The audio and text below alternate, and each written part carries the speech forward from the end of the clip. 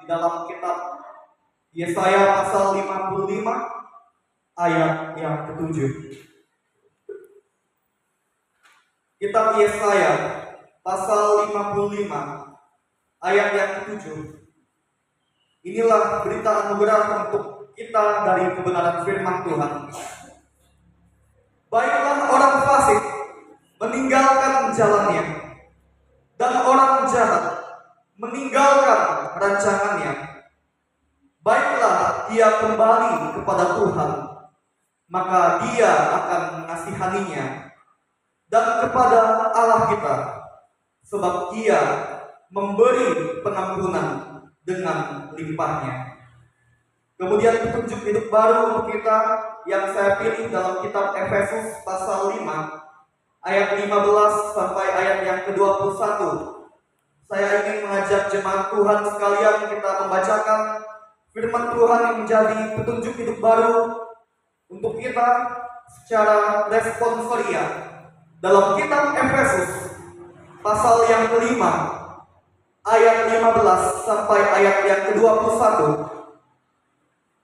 Saya membacakan ayat-ayat yang ganjil. Jemaat Tuhan membacakan ayat-ayat yang genap.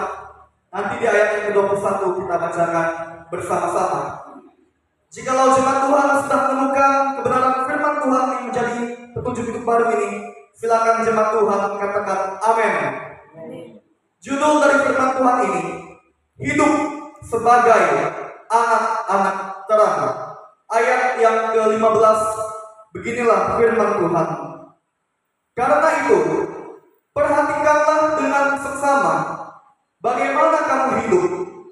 Janganlah seperti orang bebal, tetapi seperti orang arif. Dan pergunakanlah waktu yang ada, karena hari-hari ini adalah jahat. Sebab itu, janganlah kamu bodoh, tetapi usahakanlah supaya kamu mengerti kehendak Tuhan. Dan janganlah kamu mabuk oleh anggur, karena anggur menimbulkan hawa nafsu. Tetapi hendaklah kamu penuh dengan roh.